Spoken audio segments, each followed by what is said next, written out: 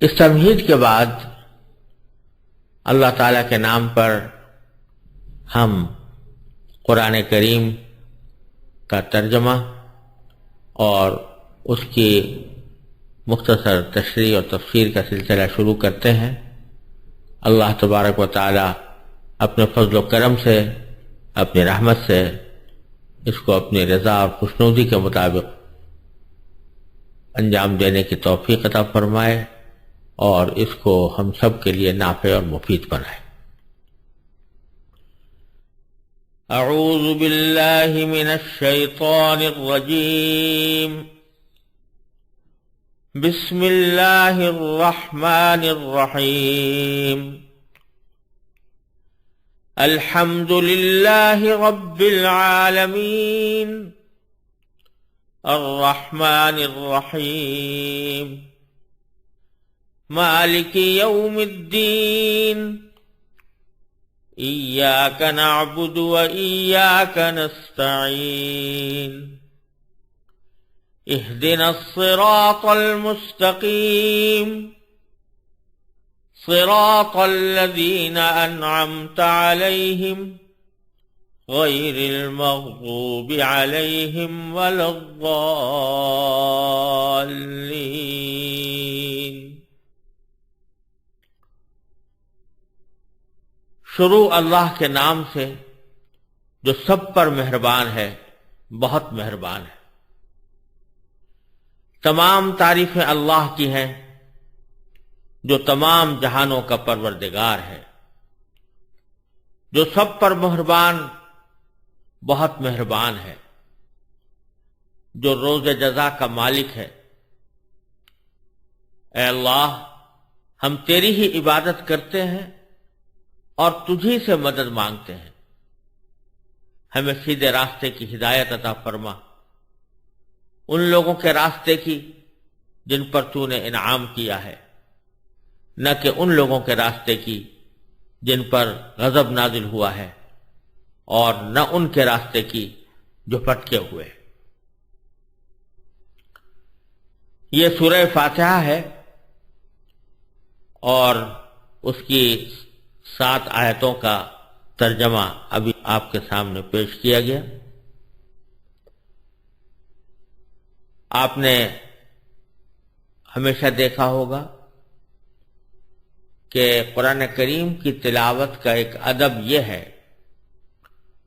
کہ قرآن کریم کی تلاوت کرنے سے پہلے اعوذ باللہ من الشیطان الرجیم اور پھر بسم اللہ الرحمن الرحیم پڑھا جاتا ہے، اور اس وقت بھی ہم نے سورہ فاتحہ کی تلاوت کا آغاز کرتے ہوئے اعوذ باللہ من الشیطان الرجیم اور پھر بسم اللہ الرحمن الرحیم پڑھا۔ ان دونوں فقروں کا پڑھنا تلاوت کے لیے ایک سنت ہے۔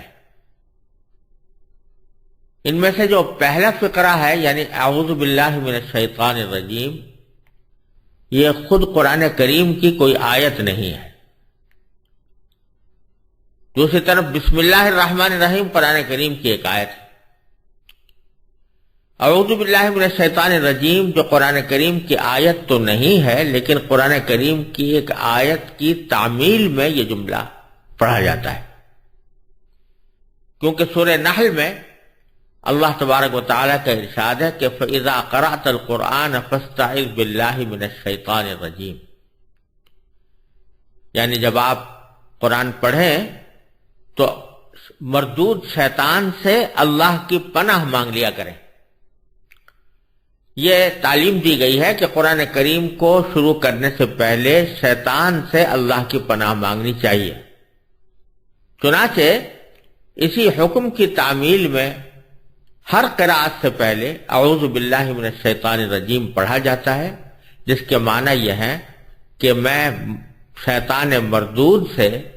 اللہ کی پناہ مانگتا ہوں۔ یہ تعلیم اس لیے دی گئی ہے تاکہ جب انسان قرآن کریم کی تلاوت کرے یا اس کو سمجھنے کی کوشش کرے تو وہ خالصتاً اللہ تبارک و تعالیٰ کی رضا کی خاطر ہو اور صحیح طریقے پر ہو، اس کے آداب کے ساتھ ہو، کہیں ایسا نہ ہو کہ شیطان دل میں کوئی ایسی باتیں ڈالے یا کسی ایسے کام پر آمادہ کرے جو قرآن کریم کی تلاوت کے ادب اور قرآن کریم کی حرمت کے منافی ہوں اور قرآن کریم کے صحیح مفہوم کو سمجھنے میں دشواری پیدا کرے۔ اس لیے یہ تعلیم دی گئی ہے کہ اعوذ باللہ من الشیطان الرجیم پڑھ کر قرآن کریم کی تلاوت کا آغاز کیا کرو۔ یہاں یہ بات بھی بیان کر دینا مناسب ہے کہ یہ اعوذ باللہ من الشیطان الرجیم کا جملہ یہ خاص طور پر قرآن کریم کی تلاوت سے پہلے پڑھنے کے لیے سنت قرار دیا گیا ہے۔ دوسرے کسی مقام پر ایسا پڑھنا سنت نہیں، جیسے بعض لوگ تقریر کے شروع میں اعوذ باللہ من الشیطان الرجیم پڑھ کر تقریر شروع کرتے ہیں، تو یہ سنت نہیں، اگرچہ جائز ہے، کوئی ناجائز نہیں ہے، کوئی حرام نہیں ہے، اور اگر کوئی آدمی تقریر سے پہلے بھی اللہ تعالیٰ کی پناہ مانگے شیطان رجیم سے تو اس میں کوئی مذائقے کی بات نہیں، لیکن اس کو سنت نہیں سمجھنا چاہیے۔ سنت ہے صرف قرآن کریم کی تلاوت سے پہلے اعوذ باللہ من الشیطان الرجیم کہنا، اور ایک اور موقع پر بھی سنت ہے، بلکہ اس کا قرآن کریم نے حکم دیا ہے، وہ یہ کہ وَإِمَّا يَنزَغَنَّكَ مِنَ الشَّيْطَانِ نَزْغٌ فَاسْتَعِذْ بِاللَّهِ مِنَ الشَّيْطَانِ الرَّجِيمِ۔ تو یہ فرمایا گیا کہ اگر کسی وقت شیطان تمہیں کوئی کچوکا لگائے تو بھی اللہ کی پناہ میں آ جایا کرو، اللہ کی پناہ مانگا کرو شیطان رجیم سے۔ شیطان کچوکا کیا لگائے؟ اس کی کئی صورتیں ہوتی ہیں۔ ایک صورت یہ ہے کہ غصہ بہت زیادہ آ گیا اور غصے کی حالت میں انسان بعض اوقات اپنے آپے سے باہر ہو جاتا ہے اور شیطان اس کو کسی ایسے کام پر آمادہ کر دیتا ہے جو بعد میں پشیمانی کا، شرمندگی کا موجب ہوتا ہے، مناسب نہیں ہوتا۔ تو اللہ تعالیٰ نے فرمایا کہ جب تمہیں شیطان کوئی کچوکا لگائے، غصہ بہت زیادہ آ رہا ہے، تو اس کا ایک حل یہ ہے کہ تم اللہ کی پناہ میں آ جاؤ، یہ کہو کہ اعوذ باللہ من الشیطان الرجیم، میں شیطان الرجیم سے اللہ کی پناہ مانگتا ہوں، کہیں ایسا نہ ہو کہ شیطان مجھے اس غصے کی حالت میں کسی ایسے کام پر آمادہ کر دے جو ناجائز ہو، ناحق ہو، کسی کے ساتھ زیادتی پر مشتمل ہو، یا میری زبان سے کوئی ایسے کلمات نکل جائیں جو نامناسب ہیں۔ یہ اس سے پناہ مانگنے کے لیے یا اعوذ باللہ من الشیطان الرجیم پڑھنے کا حکم دیا گیا۔ اسی طرح اگر کبھی کسی گناہ کا خیال آئے، دل چاہ رہا ہے کہ میں پناہ گناہ کا ارتکاب کر لوں، الیاذ باللہ العلی العظیم، تو اس موقع پر بھی یہ شیطان کا کچوکا ہے جو وہ لگا رہا ہے گناہ کی طرف بلانے کے لیے، تو اس موقع پر بھی یہ اعوذ باللہ من الشیطان الرجیم پڑھ لینا قرآن کریم کی اس آیت کی تعمیل میں بہتر ہے۔ تو یہ دو مواقع ہیں جہاں پر کہ اعوذ باللہ من الشیطان الرجیم پڑھنے کا یا حکم دیا گیا ہے یا اس کو سنت قرار دیا گیا ہے یا کم از کم اس کی ترغیب دی گئی ہے، ایک تلاوت شروع کرتے وقت اور دوسرے اس وقت جبکہ شیطان نے کوئی دل میں ایسی بات ڈالی ہو جو کسی نامناسب کام کی طرف انسان کو لے جا سکتی ہو۔ باقی اور حالات میں مسنون نہیں ہے، لیکن ظاہر ہے کہ کوئی جملہ ایسا ہے کہ جس میں اللہ کی پناہ مانگی جا رہی ہے تو کوئی ناجائز بات نہیں ہے، کوئی بری بات نہیں ہے، یہ جس وقت بھی انسان اللہ کی پناہ میں آ جائے بہتر ہے۔ یہ تو تفصیل تھی اعوذ باللہ من الشیطان الرجیم۔ اس کے بعد دوسرا فقرہ جو تلاوت سے پہلے پڑھا جاتا ہے وہ ہے بسم اللہ الرحمن الرحیم۔ یہ باقاعدہ قرآن کریم کی آیت ہے اور اس کو ہر سورت کے شروع میں پچھلی سورت سے ممتاز کرنے کے لیے اس کو نازل کیا گیا تھا، اور یہ ایسی آیت ہے کہ جو قرآن کریم کی ہر سورت کے شروع میں آپ کو لکھی نظر آئے گی سوائے سورہ توبہ کے۔ سورہ توبہ میں نہیں لکھی ہوئی ہے، جس کی وضاحت انشاءاللہ اللہ تعالیٰ نے زندگی عطا فرمائی تو سورہ توبہ کی شروع میں کی جائے گی، لیکن اور ساری سورتوں میں بسم اللہ الرحمن الرحیم لکھی ہوئی ہے، اور مسنون بھی یہ ہے کہ جب آدمی تلاوت کر رہا ہو، ایک سورت ختم ہو تو دوسرے سورت کو شروع کرنے سے پہلے بسم اللہ الرحمن الرحیم پڑھے۔ پہلے تو اس بسم اللہ الرحمن الرحیم کے بارے میں اس کا ترجمہ اور اس کا مطلب سمجھنے کی ضرورت ہے، اور پھر اس کے بعد اس بسم اللہ الرحمن الرحیم کے احکام اور شریعت نے کن مواقع پر اس کو کہنے کا ہمیں حکم دیا ہے، اس کی تھوڑی سی تفصیل انشاءاللہ عرض کروں گا۔ ترجمہ یہ ہے کہ اللہ کے نام سے جو رحمان بھی ہے رحیم بھی ہے، جس کا ترجمہ ہم نے یوں کیا کہ جو سب پر مہربان ہے، بہت مہربان۔ تو اللہ کے نام سے، اور ایک اس کا متعلق محذوف ہے جس کے معنی یہ ہے کہ میں شروع کر رہا ہوں اللہ کے نام سے، اس لیے ہم نے ترجمے میں کہا شروع اللہ کے نام، جو سب پر مہربان، بہت مہربان ہے۔ اللہ تبارک و تعالیٰ کے نام سے شروع کرنے کا رواج تو بہت پہلے سے تھا، اور قرآن کریم کے نازل ہونے سے پہلے خود نبی کریم سرور عالم صلی اللہ علیہ وسلم بھی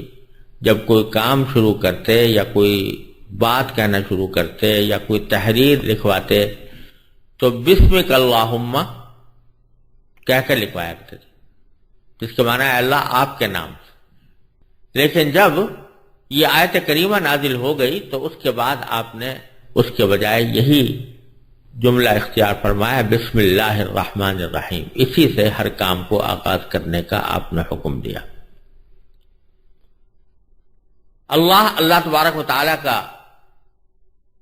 نام گرامی ہے، اور پھر اس کی دو صفتیں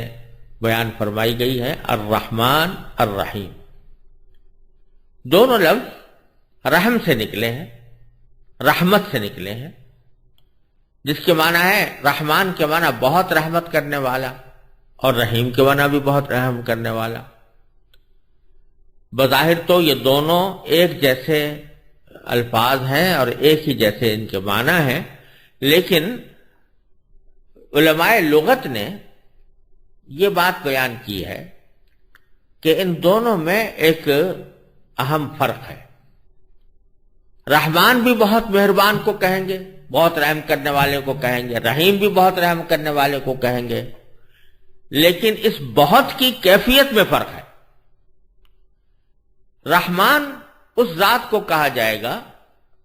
کہ جس کی رحمت بہت زیادہ وسیع ہو، اس میں وسعت زیادہ ہو، جس کو آپ آج کل کی انگریزی اصطلاح میں کہہ سکتے ہیں کہ جو زیادہ ایکسٹینسو ہو، جس کی وسعت زیادہ ہو، زیادہ لوگوں تک اس کی رحمت پہنچنے والی ہو، اس کو رحمان۔ اور رحیم کے معنی یہ ہے کہ جس کی رحمت میں گہرائی زیادہ ہو، کہ رحمت جس پر بھی ہو مکمل طور پر ہو، جس کو اگر آج کی آپ عام فہم اصطلاح میں کہنا چاہیں تو یہ کہہ سکتے ہیں کہ جس کی رحمت انٹینسو زیادہ ہو، تو اس میں رحمان کے اندر وسعت ہے اور رحیم کے اندر گہرائی ہے اور مکمل ہونے کا مفہوم ہے۔ تو اسی لیے کہا جاتا ہے کہ باری تعالیٰ ایک طرف تو رحمان ہے، یعنی اللہ تبارک و تعالیٰ کی رحمت سب پر ہے، یہاں تک کہ دنیا کے اندر اس کی رحمت صرف مسلمانوں کے ساتھ خاص نہیں، غیر مسلموں پر بھی ہے، جانوروں پر بھی ہے، کائنات کی ہر چیز پر ہے، درختوں پر بھی ہے، جمادات پر بھی ہے، نباتات پر بھی ہے۔ تو رحمت اس کی ساری کائنات کے اوپر پھیلی ہوئی ہے، بہت زیادہ وسیع ہے۔ اس لیے رحمان کا ترجمہ ہم نے یہ کیا جو سب پر مہربان ہے، یعنی اس کی رحمت سب کو شامل ہے، بہت پھیلی ہوئی ہے، وسعت رکھتی ہے، بہت ایکسٹینسو ہے۔ اور رحیم کا مطلب یہ کہ رحمت کامل ہے، مکمل ہے، انٹینسو ہے، اس میں گہرائی ہے، جس پر بھی ہے وہ تکمیل کے ساتھ ہے، پورے طور پر ہے، اس میں کوئی نقص نہیں، اس میں کوئی کمی نہیں، اسی لیے ہم نے اس کا ترجمہ بہت مہربان سے کیا۔ تو اب آیت کا ترجمہ یہ ہوا کہ شروع اللہ کے نام سے جو سب پر مہربان ہے، بہت مہربان ہے، سب پر مہربان رحمان اور بہت مہربان رحیم۔ ایک فرق تو ان دونوں میں یہ ہے۔ دوسرا فرق یہ ہے کہ رحمان کا جو لفظ ہے وہ صرف اللہ تبارک و تعالیٰ کے ساتھ خاص ہے۔ اللہ تعالیٰ کے علاوہ کسی بھی فرد کو رحمان نہیں کہا جا سکتا، کیونکہ اس کی رحمت، اللہ تبارک و تعالیٰ کی رحمت، یہ وسعت کا اس میں اشارہ ہے، تو وسیع رحمت کسی کی بھی نہیں ہو سکتی۔ کوئی فرد دنیا میں یہ دعویٰ نہیں کر سکتا کہ اس کی رحمت یا اس کا رحم کائنات کی ہر چیز کو شامل ہے، کوئی بھی نہیں کہہ سکتا۔ یہ صرف اللہ تبارک و تعالیٰ کی صفت ہے کہ اس کی رحمت پوری کائنات کو شامل ہوتی ہے، پوری کائنات کے اوپر وسعت رکھتی ہے۔ لہذا رحمان کا لفظ کسی اور کے لیے، اللہ تبارک و تعالیٰ کے سوا کسی اور کے لیے استعمال کرنا جائز نہیں، حرام ہے۔ اگر کوئی شخص کسی انسان کو رحمان کہے تو یہ شرک ہے، کیونکہ اللہ تبارک و تعالیٰ کے ساتھ اس لفظ کا خصوصی امتیاز ہے، اور اللہ تبارک و تعالیٰ کے سوا کسی اور کو الرحمن کہنا جائز نہیں۔ اسی سے یہ معلوم ہوا کہ آج کل ہمارے معاشرے میں جو یہ غلط رواج پڑ گیا ہے کہ کسی کا نام عبد الرحمن ہے تو اس کو ایبریویٹ کر کے، اس کو مخفف کر کے رحمان صاحب کہتے ہیں، یہ بہت غلط بات ہے۔ رحمان کا لفظ سوائے اللہ تبارک و تعالیٰ کے کسی کے لیے استعمال نہیں ہو سکتا، لہذا اگر کسی کا نام عبد الرحمن ہے تو پورا نام عبد الرحمن لینا ہی چاہیے، صرف رحمان کہہ کر اس کو خطاب کرنا یا اس کا حوالہ دینا یہ درست نہیں، اور اندیشہ ہے کہ اللہ بچائے غیر ارادی طور پر یہ انسان کو شرک کے قریب نہ لے جائے، لہذا اس سے بہت زیادہ احتیاط کی ضرورت ہے۔ رحیم کا لفظ البتہ اس معاملے میں رحمان سے مختلف ہے۔ رحیم کے معنی ہوتے ہیں جس کی رحمت مکمل ہو، پوری ہو، تو یہ وصف چونکہ کسی انسان میں بھی اللہ تعالیٰ کی تخلیق کی وجہ سے ہو سکتا ہے کہ کسی انسان کو جب کسی کے ساتھ رحم کا معاملہ کرے تو مکمل رحم کا معاملہ کرے، لہذا رحیم کا لفظ اللہ تعالیٰ کے علاوہ بھی دوسرے کسی انسان کے لیے بھی استعمال کرنا جائز ہے، اور خود قرآن کریم نے کیا ہے، لَقَدْ جَاءَكُمْ رَسُولٌ مِّنْ أَنفُسِكُمْ عَزِيزٌ عَلَيْهِ مَا عَنِتُّمْ حَرِيصٌ عَلَيْكَ بِالْمُؤْمِنِينَ رَءُوفٌ الرحیم۔ یہاں حضور اقدس نبی کریم سرور دو عالم صلی اللہ علیہ وسلم کو رحیم فرمایا گیا، تو جس سے معلوم ہوا کہ آپ رحم کرنے والے ہیں، آپ کی رحمت جس پر بھی ہے پوری ہے، تو یہ لفظ خود رسول کریم صلی اللہ علیہ وسلم کے لیے استعمال کرنے کا جواز اس آیت نے پیدا کیا۔ تو وہاں پر ہم یہاں یہ بات معلوم ہو رہی ہے کہ کسی انسان کے لیے بھی رحیم کا لفظ استعمال ہو سکتا ہے، اگرچہ اس کا صحیح مصداق، حقیقی مصداق تو اللہ تعالیٰ ہی ہے، لیکن اپنے وسیع معنی میں اس کو غیر اللہ کے لیے استعمال کرنے کی بھی اجازت ہے۔ یہ ایک دوسرا فرق ہے جو رحمان اور رحیم میں پایا جاتا ہے۔ یہ تو بسم اللہ الرحمن الرحیم کا ترجمہ تھا۔ اس بسم اللہ الرحمن الرحیم کے کچھ اہم احکام بھی ہیں اور ان کے پیچھے ایک بہت بڑا فلسفہ بھی۔ نبی کریم سرور دو عالم صلی اللہ علیہ وسلم نے ایک حدیث میں ارشاد فرمایا ہے کہ کل امر ذی بال لا یبدأ فیہ بسم اللہ فہو اقطع، یا بعض روایت میں فہو ابتر، جس کے معنی یہ ہے کہ ہر وہ اہم کام جو اللہ کے نام سے شروع نہ کیا جائے وہ ادھورا ہے یا ناتمام ہے۔ چنانچہ رسول کریم سرور دو عالم صلی اللہ علیہ وسلم نے ہر اہم کام کو بسم اللہ الرحمن الرحیم سے شروع کرنے کی تاکید فرمائی، یہاں تک کہ کھانا کھاتے وقت، پانی پیتے وقت، سواری پر سوار ہوتے وقت، کوئی خط یا تحریر لکھتے وقت، غرض ہر قابل ذکر مشغلے کے شروع میں آپ بسم اللہ الرحمن الرحیم پڑھا کرتے تھے۔ بظاہر تو یہ ایک مختصر سا عمل ہے جسے بعض اوقات ایک رسمی سی کارروائی سمجھ کر لوگ نظر انداز کر دیتے ہیں، لیکن حقیقت میں یہ کوئی رسم نہیں، بلکہ اس سے ایک بہت بنیادی فکر کی آبیاری مقصود ہے۔ یہ ایک ایسی اہم حقیقت کا اعتراف ہے جس کو پیش نظر رکھنے سے زندگی کے تمام مسائل کے بارے میں انسان کا پورا نقطہ نظر اور معاملات طے کرنے کے لیے اس کی پوری اپروچ ہی بدل جاتی ہے، کیونکہ یہ اس بات کا اعلان ہے کہ اس کائنات کا کوئی ذرہ اللہ تعالی کے حکم اور اس کی مشیت کے بغیر حرکت نہیں کر سکتا۔ انسان کو اپنی عملی زندگی میں اسباب کے اختیار کرنے کا حکم ضرور دیا گیا ہے، لیکن نہ تو یہ اسباب خود بخود وجود میں آ گئے ہیں اور نہ ان اسباب میں بذات خود کوئی کارنامہ انجام دینے کی طاقت موجود ہے۔ حقیقت میں ان اسباب کو پیدا کرنے والا اور ان میں تاثیر پیدا کر کے ان کے نتیجے میں واقعات کو وجود میں لانے والا کوئی اور ہے۔ ذرا سا غور کیجئے کہ جب ہم پانی پینا چاہتے ہیں تو بسا اوقات غفلت اور بے دیانی کے عالم میں پی کر فارغ ہو جاتے ہیں۔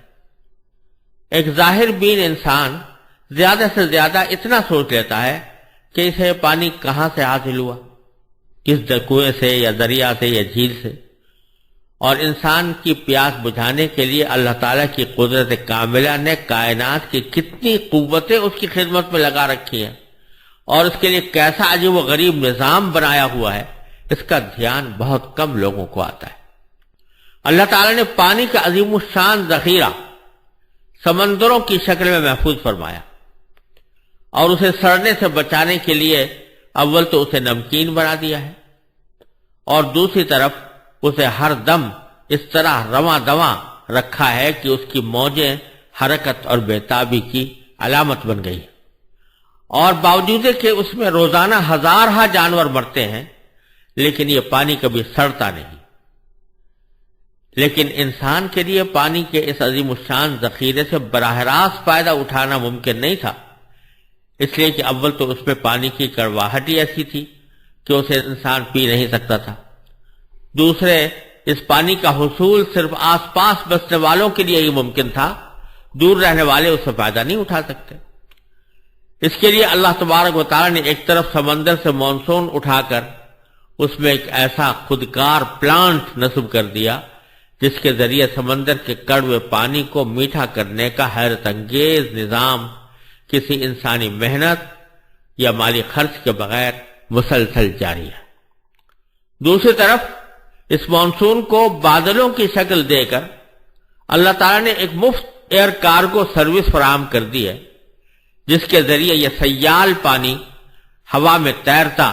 اور سینکڑوں بلکہ ہزاروں میل کی مسافت طے کرتا ہے، اور اس کی فضائی پرواز نے دنیا کے ہر خطے کو سمندر کا پانی میٹھا کر کے سپلائی کرنے کی ذمہ داری لے رکھی۔ لیکن نہ تو انسان یہ برداشت کر سکتا تھا کہ اس پر ہر وقت بادل چھائے رہیں اور بارش برستی رہے، اور نہ اس میں یہ طاقت تھی کہ وہ سال بھر یہ 6 مہینے کا پانی ایک ساتھ اکٹھا کر کے رکھ سکے۔ لہذا اللہ تبارک و تعالیٰ کی قدرت و حکمت نے یہ انتظام فرمایا کہ بادلوں کا یہ پانی پہاڑوں پر برسا کر اس کے منجمد ذخیرے برف کی شکل میں محفوظ فرما دیے۔ پانی کا یہ دل فریب کولڈ سٹوریج پہاڑوں کی چوٹیوں پر دلاویز نظارے تو فراہم کرتا ہی ہے، لیکن اس کا اصل کام ہماری پیاس بجھانے کا انتظام ہے۔ اسی کو قرآن کریم نے یہ ارشاد فرمایا کہ افرأیتم الماء الذی تشربون اانتم انزلتموہ من المزن ام نحن المنزلون، کہ ذرا غور تو کرو کہ وہ پانی جو تم پیتے ہو کیا تم نے اس کو بادلوں سے اتارا ہے یا ہم نے اس کو بادلوں سے اتارا ہے؟ ہم ہیں اس کو بادلوں سے اتارنے والے۔ پھر انسان کو یہ تکلیف بھی نہیں دی گئی کہ وہ اس برفستان میں خود جا کر اپنی ضرورت پوری کرے، بلکہ اسے سورج کی گرمی سے پگھلا کر دریا اور پہاڑی نالے بنا دیے گئے، اور اس کے علاوہ پانی کے سوتوں کے ذریعے زمین کے کونے کونے میں ایسی پائپ لائن بچھا دی گئی ہے کہ انسان جہاں سے زمین کھودے وہیں سے پانی برآمد ہو جاتا ہے۔ سمندر سے پانی اٹھا کر اسے پہاڑوں پر محفوظ کرنے اور پھر زمین دوز پائپ لائن کے ذریعے دنیا کے چپے چپے تک اسے پہنچانے کے عظیم الشان سلسلے میں کہیں بھی کسی انسانی عمل یا اس کی فکر و کاوش اور منصوبہ بندی کا کوئی دخل نہیں۔ انسان کا کام صرف اتنا ہے کہ وہ ان بہتے ہوئے دریاؤں یا زمین میں پوشیدہ سوتوں سے اپنی ضرورت کے مطابق پانی حاصل کر لے۔ اگرچہ یہ کام پانی کی سپلائی کے مذکورہ بالا قدرتی اور آفاقی نظام کے مقابلے میں نہایت محدود اور مختصر کام ہے، لیکن اس محدود سے کام کی انجام دہی میں بھی انسان بڑی مشقت اٹھاتا، بہت روپیہ خرچ کرتا اور کائنات کے دوسرے وسائل سے کام لیتا ہے۔ پانی کا ہر وہ گھونٹ جو ہم ایک لمحے میں اپنے حلق سے اتار لیتے ہیں، آب رسانی کے سارے طویل عمل سے گزر کر ہم تک پہنچتا ہے، جس میں سمندر، بادل، پہاڑ، آفتاب، ہوائیں، ندی نالے، زمین اور اس میں پوشیدہ خزانے، اس پر چلتے ہوئے جانور اور بالآخر انسان اور اس کے بنائے ہوئے آلات سب اپنا اپنا کردار ادا کر چکے ہوتے ہیں۔ جب حضرت صلی اللہ علیہ وسلم نے یہ تعلیم دی کہ پانی پینے سے پہلے بسم اللہ الرحمن الرحیم کہو، یا کم از کم بسم اللہ ہی کہہ دو، جس کا مطلب یہ ہے کہ اللہ کا نام لے کر پانی پینا شروع کرو، تو در حقیقت اس کا مقصد یہی ہے کہ پانی کی اس نعمت کے استعمال سے پہلے اللہ تبارک و تعالیٰ کے اس احسان عظیم کو یاد کرو، جس سے تمہارے ہونٹوں تک پانی کے یہ گھونٹ پہنچانے کے لیے کائنات کی کتنی قوتوں کو تمہاری خدمت میں لگا دیا۔ اس پانی کے حصول کے لیے تم نے چند ظاہری اسباب ضرور اپنے عمل اور اپنی محنت سے اختیار کیے، لیکن ان ظاہری اسباب کی رسائی ایک خاص حد سے آگے نہیں تھی۔ اس حد کے پیچھے اللہ تعالیٰ کی ربوبیت کا وہ محیر العقول نظام کام کر رہا ہے، جو انسان کے عمل ہی نہیں، اس کی سوچ اور تصور کی پرواز سے بھی بالاتر ہے۔ پھر ایک عام آدمی کو اس سے زیادہ کسی بات سے سروکار نہیں ہوتا کہ اسے پیاس لگی تھی جسے اس نے گلاس پانی پی کر تسکین دے دی، لیکن یہ پانی حلق سے اتر کر کہاں جا رہا ہے اور اس کے جسم کی کیا کیا خدمات انجام دے رہا ہے، اس کی طرف عام طور سے کسی کا دھیان بھی نہیں جاتا۔ ذرا غور سے کام لیں تو در حقیقت ہماری جسمانی مشینری کے ایک ایک پرزے کو پانی کی ضرورت تھی، جس کے بغیر یہ مشینری کام نہیں کر سکتی تھی، لیکن چونکہ عام انسان یہ بھی پتہ نہیں لگا سکتا کہ اس کے جسم میں کب پانی کی مطلوبہ مقدار کم ہو گئی ہے، اس لیے قدرت خداوندی نے اسے پیاس کی شکل میں ایک عام فہم میٹر عطا کر دیا، جو ہر عالم و جاہل، شہری اور دیہاتی، یہاں تک کہ ناسمجھ بچے کو بھی خود بخود یہ بتا دیتا ہے کہ اسے پانی کی ضرورت ہے۔ وہ اسے صرف اپنے ہونٹ اور حلق کی ضرورت سمجھتا ہے اور انہی دو چیزوں کو تر کر کے مطمئن ہو جاتا ہے کہ پیاس بجھ گئی، لیکن در حقیقت پانی کا اصل فائدہ اس سے کہیں آگے ہے۔ وہ صرف ہونٹ اور حلق کی ہی نہیں بلکہ پورے جسم کی مانگ تھی۔ وہ حلق سے گزر کر جسم کے ہر اس حصے کو سیراب کرتا ہے جسے اپنی زندگی برقرار رکھنے کے لیے اس کی ضرورت تھی، اور اس طرح جسم کی اندرونی پائپ لائن کے ذریعے وہ پانی سر سے لے کر پاؤں تک ضرورت کی تمام جگہوں تک پہنچایا جاتا ہے، اور پھر جتنے پانی کی جسم کو ضرورت ہوتی ہے اتنا جسم میں باقی رہتا ہے، اور باقی حصہ جسم کی دھلائی کرنے کے بعد اپنے ساتھ مضر اجزاء کو بہا کر دوبارہ جسم سے باہر نکل جاتا ہے۔ مشہور ہے کہ ہارون رشید ایک مرتبہ پانی پینے کے لیے گلاس ہاتھ میں لیے ہوئے تھے۔ وہ اس گلاس کو ہونٹوں تک لے جانے لگے تو قریب ہی بیٹھے ہوئے بہلول مجذوب نے ان سے کہا کہ امیر المومنین ذرا ایک لمحے کے لیے رک جائیے۔ ہارون رشید رک گئے تو بہلول نے کہا ذرا بتائیے کہ اگر شدید پیاس کے وقت آپ کو یہ پانی نہ ملے تو آپ اسے حاصل کرنے کے لیے کتنی دولت خرچ کر دیں گے؟ ہارون رشید نے کہا کہ ساری دولت۔ بہلول نے کہا اچھا اب پانی پی لیجئے۔ جب وہ پی کر فارغ ہوئے تو بہلول نے پھر پوچھا کہ امیر المومنین ذرا یہ بھی بتا دیجئے کہ جتنا پانی آپ دن بھر میں پیتے ہیں اگر وہ سارے کا سارا جسم کے اندر ہی رہ جائے اور باہر نہ نکل سکے تو اسے باہر نکالنے کے لیے یعنی پیشاب کرنے کے لیے آپ کتنی دولت خرچ کر دیں گے؟ ہارون نے پھر کہا کہ ساری دولت۔ اس پر بہلول نے کہا کہ آپ کی ساری دولت ایک گلاس پانی کو جسم میں داخل کرنے اور اسے باہر نکالنے کی قیمت بھی نہیں ہے۔ کہنے کو تو یہ ایک لطیفہ ہے، لیکن واقعتاً یہ ایک ایسی سامنے کی حقیقت ہے جو بدیہی ہونے کے باوجود ہماری نظروں سے اوجھل رہتی ہے۔ یہ تو ایک پانی کی مثال تھی۔ روٹی کے نوالے کو لے لیجئے جو ایک لمحے میں ہم حلق سے اتار لیتے ہیں۔ ایک ظاہر بھی نگاہ صرف حد تک جاتی ہے کہ ہم نے اپنے کمائے ہوئے پیسوں سے بازار سے آٹا خریدا اور اسے روٹی تیار کر لی، لیکن بازار تک اس آٹے کو پہنچانے کے لیے کائنات کی کتنی طاقتیں سرگرم رہیں اس کی طرف عموماً نگاہ نہیں جاتی۔ انسان کا کام اتنا ہی تو تھا کہ وہ زمین میں ہل چلا کر اس میں بیج ڈال دے، لیکن کون ہے جس نے اس چھوٹے سے بیج میں ایسا پروسیسنگ پلانٹ لگایا ہوا ہے کہ اس میں سے کوپل پھوٹ نکلی؟ کون ہے جس نے مٹی کے دبیز تہوں میں اس کوپل کی پرورش کی اور اسے یہ قوت عطا کی کہ وہ اپنے منحنی جسم کی لچکدار نوک سے زمین کا پیٹ پھاڑ کر نمودار ہو اور ایک لہلہاتی ہوئی کھیتی میں تبدیل ہو جائے؟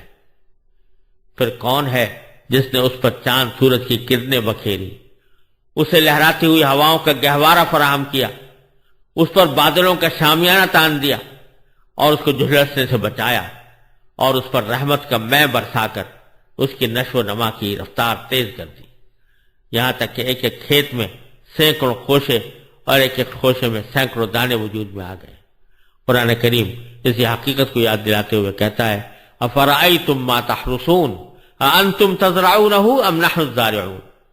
ذرا بتاؤ تو صحیح کہ جو کچھ تم زمین کو گاہ کر اس میں ڈال دیتے ہو کیا تم اسے اگاتے ہو یا ہم ہیں اگانے والے؟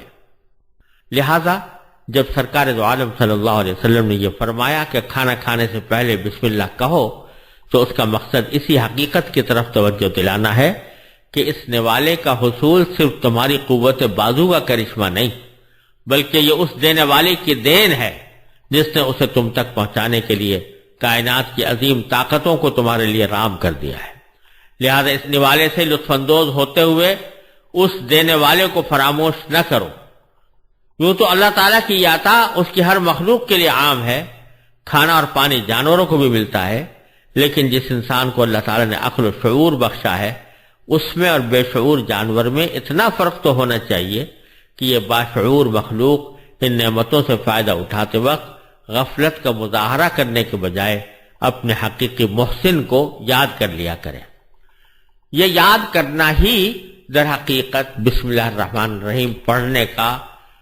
ایک اہم بنیادی مقصد ہے جو ہر کام کے شروع میں پڑھنے کی تلقین فرمائی گئی ہے۔ اور پھر اس کا ایک عظیم فائدہ یہ ہے کہ جب بھی آدمی کوئی کام اللہ کے نام سے شروع کر رہا ہے تو دوسری طرف وہ اپنے اس کام کی تکمیل کو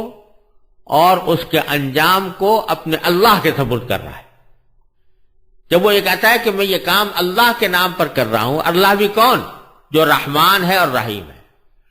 تو اس کا مطلب یہ کہ میں اس ذات کے سپرد اس کام کو کر رہا ہوں جو بڑی رحمت والی ہے، جس کی رحمت وسیع بھی ہے، جس کی رحمت بہت گہری بھی ہے۔ میں اس کے سپرد کر رہا ہوں تاکہ میرے اس کام کو وہی اپنے فضل و کرم سے تکمیل تک بھی پہنچائے اور اس کا اصل مقصد بھی مجھے حاصل ہو۔ جب آدمی اللہ تبارک و تعالیٰ کی طرف اس طرح رجوع کر کے کوئی کام شروع کرتا ہے تو اول تو اس کام میں انشاءاللہ برکت ہوتی ہے، دوسرے یہ کہ اس عمل سے بندے کے اندر ایک عاجزی، درماندگی اور اپنے تواضع کا احساس پیدا ہوتا ہے، کیونکہ جب یہ بار بار اللہ تعالیٰ کے نام کا حوالہ دیتا ہے تو رفتہ رفتہ اس کے دل میں یہ شعور جڑ پکڑ لیتا ہے کہ وہ اس دنیا میں خالق اور مالک بن کر نہیں آیا بلکہ مخلوق اور اپنے مالک کا بندہ بن کر آیا ہے۔ یہ بندگی کا احساس اس کے دل میں تواضع، عاجزی، ہمدردی اور غمگساری پیدا کرتا ہے، اور فرعونیت، تکبر اور رعونت کے رذیل جذبات سے اس کی حفاظت کرتا ہے۔ لہذا اس بسم اللہ الرحمن الرحیم کو پڑھنے کا جو ایک سبق دیا گیا ہے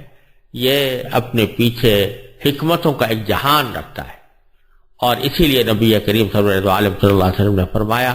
کہ اپنے ہر کام کا آغاز بسم اللہ الرحمن الرحیم سے کرو،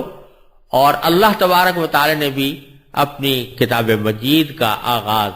بسم اللہ الرحمن الرحیم سے کر کے اس بات کا سبق دے دیا کہ جب ہم بسم اللہ الرحمن الرحیم کہہ کر آغاز کر رہے ہیں جبکہ ہم ہر قسم کی حاجت سے بے نیاز ہیں، تو یہ تمہیں تعلیم دی جا رہی ہے کہ تم اپنے کاموں کو اللہ کے نام سے شروع کیا کرو۔